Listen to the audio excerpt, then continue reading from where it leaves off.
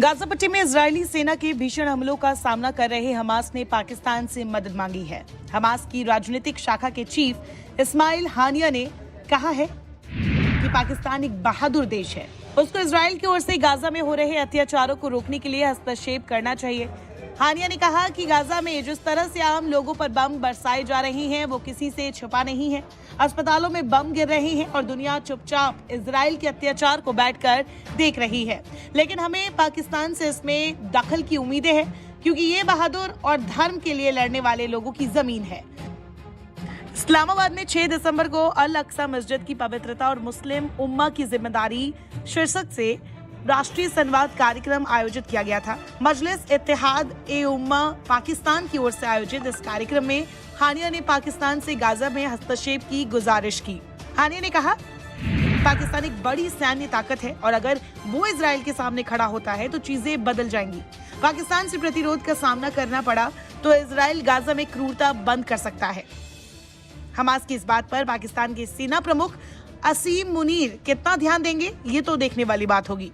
हालांकि हानिया ने अपने भाषण में कहा, फिलिस्तीन के लोगों की पाकिस्तान से बहुत अपेक्षाएं हैं। लोगों को उम्मीद है कि पाकिस्तान की ताकत इस संघर्ष को रोक सकती है। उन्होंने कहा, हमास इस समय इजराइल के सबसे उन्नत हथियारों का मुकाबला कर रहा है, लेकिन फिर भी वो दृढ़ संकल्प के साथ लड़ रहा है।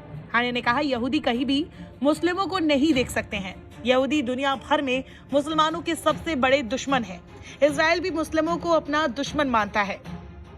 हानिया ने कहा, इजराइल लगातार अंतर्राष्ट्रीय कानूनों का उल्लंघन करता रहा है। फिलिस्तीनियों की गिरफ्तारी और धार्मिक स्थलों को अपवित्र करने जैसी इजराइल की कार्रवाई अंतर्राष्ट्रीय मानदंडों का उल्लंघन थी।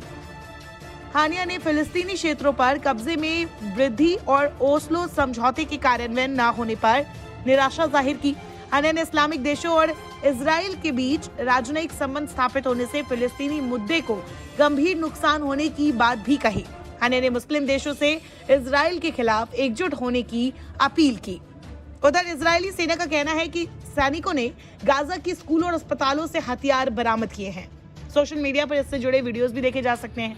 दूसरी तरफ अल जजीरा की रिपोर्ट की माने तो गाजा में कोई भी सुरक्षित जगह नहीं बची है। यहाँ सीज़फायर खत्म होने के बाद एक बार फिर मदद पहुंचना बंद हो गई। वही WHO के director general Tedros Adhanom Ghebreyesus का कहना है कि गाजा पट्टी में हेल्थ सिस्टम अपने घुटनों पर है और पूरी तरह से तबाह होने वाला है। यहाँ 36 में से सिर्फ 14 अस्पतालों में लोगों का इलाज किया जा रहा है, बाकी अस्पताल तबाह हो गए हैं। गाजा में फौरन सीज़फायर की जरूरत है।